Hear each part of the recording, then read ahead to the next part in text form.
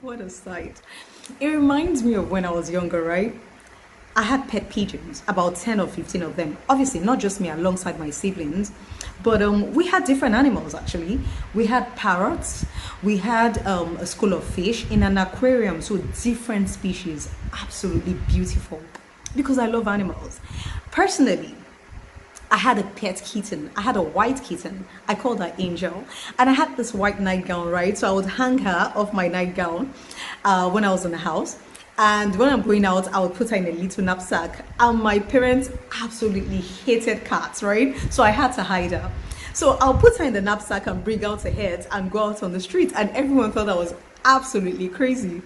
Actually, they still do, but anyway, but the way we got those pet pigeons, right? We will put out food for them every day. And we did this consistently for about 2 weeks, right? So they would fly there during the day and eat the food. In the evening, initially they would fly away. After a while, they stayed. And somehow our house became their home. Hello everyone, welcome back to Isadora. It's really good to be back. If you're new to the channel, welcome. If you've been viewing the channel, welcome back. So what I wanted to talk about today is how you reap what you sow. As human beings, every one of us, we all have guardian angels that watch over us or protect us.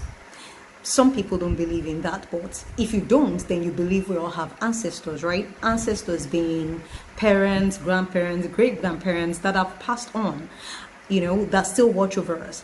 Like in my local dialect, there's a saying that says, what this means is that passed on loved ones should not just go and forget their children or their grandchildren or whatever. They should still look out for them. That's what that means. So we all have ancestors or guardian angels watching over us.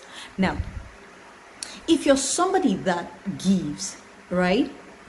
Giving is not limited to just monetary terms. It could be lending out a helping hand. It could be putting a smile on someone's face. Like you could literally walk into a supermarket and see a cashier that looks depressed and you compliment them, you put a smile on their face. Somehow, sometimes you don't even know how long or how far that goes in their lives because you don't know what they were thinking about before you got there. So, if you're someone that gives, what would happen is not only do you have your own ancestors and guardian angels watching over you, you have theirs ancestors. Once you give to somebody, you have their ancestors or guardian angels also looking out for you and rooting for you. Now, in the same vein, we all know that sometimes when you do good or you give to people, they throw it back in our faces, right? They will throw it back in your face. They're unappreciative. Sometimes they even pay you back with evil. We all know that happens. And this is designed to discourage you. But you're not supposed to be discouraged because it's not really about the person you're doing it for.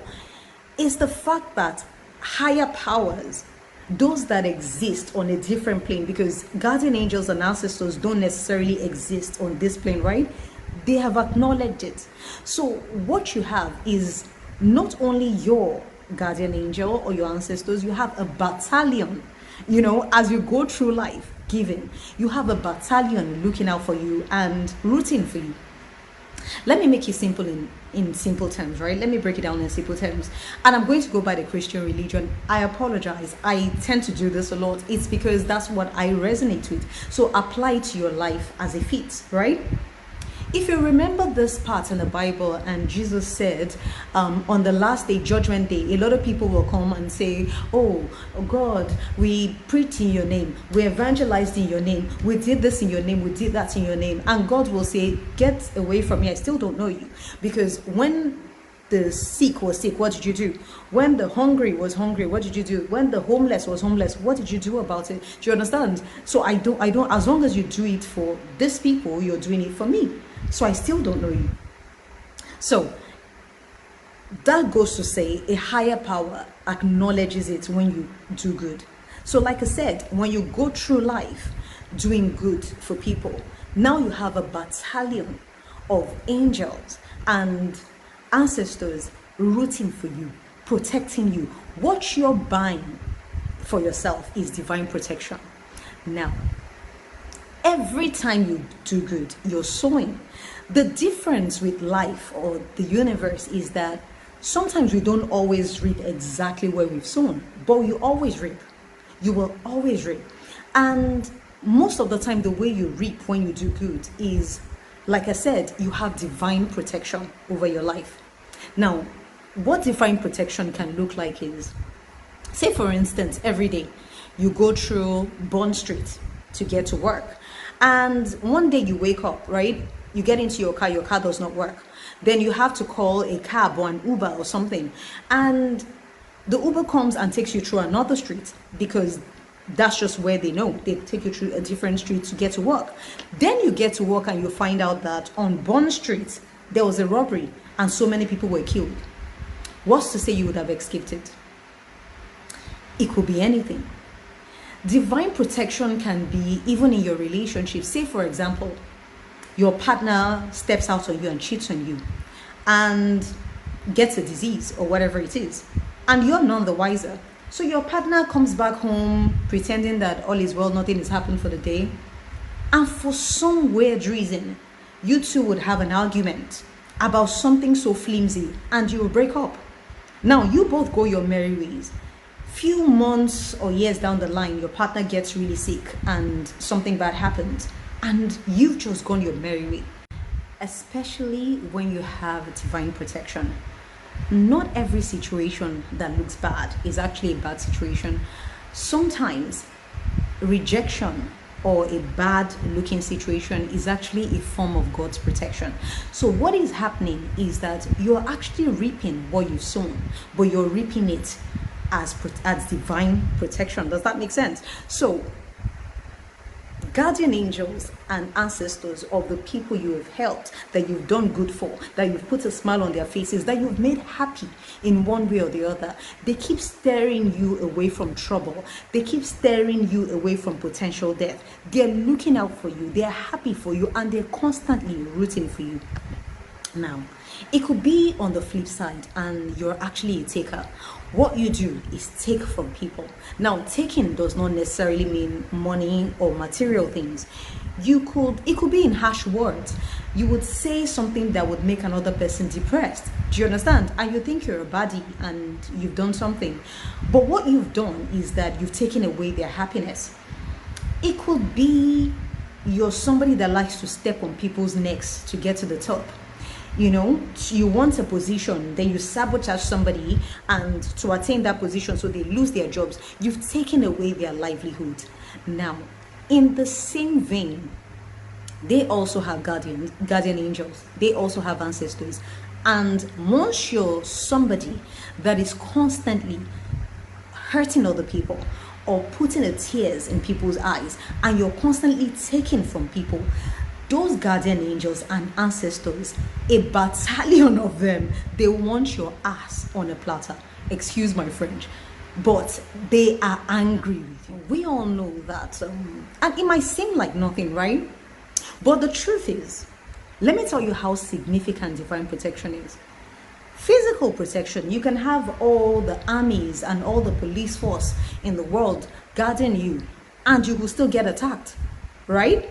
You can, or you fall sick and die, even with all your physical protection. But what happens with divine protection is that it will stare you. You don't have to look over your shoulder so much.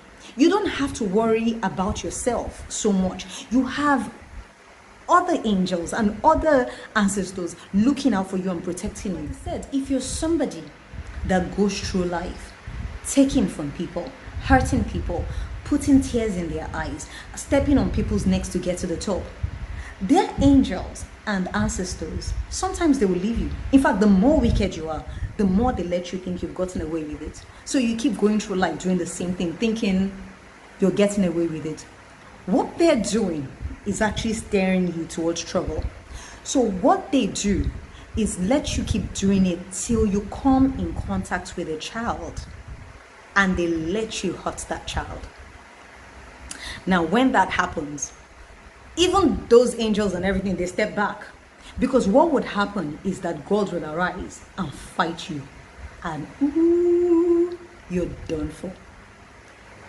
Because A child is the most important person in the kingdom of God. Now, I know what you're thinking. You're thinking, who on earth in their right mind will hurt a child? A child is defenseless. A child is not trying to hurt you. A child is not trying to harm you. A child is going their way. If you smile at them, it's because you're happy with them. They have nothing against anybody. They are not trying to hurt or harm anybody or do anything. If you frown at them, it's because you're angry. You know, a child is innocent. They have nothing against anybody. Now, a child in the kingdom of God could be somebody of 50, 60, 70, even 80. Who is a child? A child is he who has clean hands and a pure heart, who has not lifted up his soul to an idol nor sworn deceitfully. He shall receive blessing from the Lord and righteousness from the God of his salvation. That is a child. A child is an innocent person that has nothing against anyone, that has no negative mind, no bad mind, is not trying to hurt anybody, is minding their business, is just going their way. That is a child. And they're defenseless.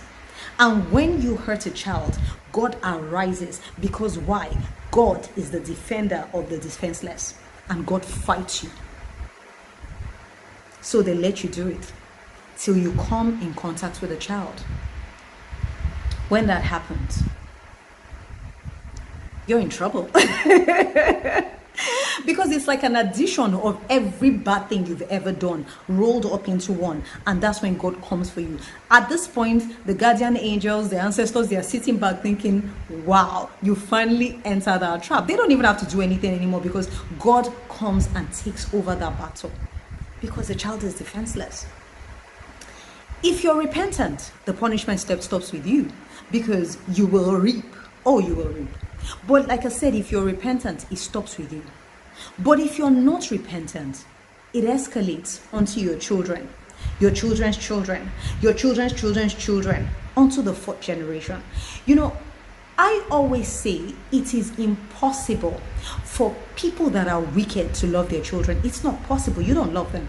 It's not possible. That's why you see a lot of children, innocent people, innocent children, they are suffering unknown battles. Things their parents, their ancestors, they've done in the past, onto the fourth generation, they start to suffer it. It is impossible that somebody that goes around doing wickedness, taking from people, love their children. It's not possible. They don't care about their children. It's not possible. A lot of people think if they pick up a gun, for instance, and shoot somebody and nothing happens, then they've gotten away with it. No. Sometimes they wait for you. They can wait for you till your old age. And when you're old and you need to be taken care of, then a mysterious illness will happen. And then you can be dependent on your children that they will come and take care of you. Sometimes they might even abandon you. If not, something bad may just happen to them and they would all be gone. And then you're left alone in old age to fend for yourself with a mysterious illness. You always reap what you sow. But like I said, because most of the time we don't reap exactly where we sown, so we think we've gotten away with it. Now you're dependent on maybe even 5 children. At least one of them should take care of you. But something mysterious may happen and all of them will be wiped out in no time. A soul for a soul, right? The only difference is that maybe you took one soul and you're paying with 5 children. It may be in old age. It may not happen for years. We have to be mindful and we have to be careful. Let us make a habit of sowing good seed so that we can reap preferable rewards. I love you all. Have a beautiful week. Namaste. Bye.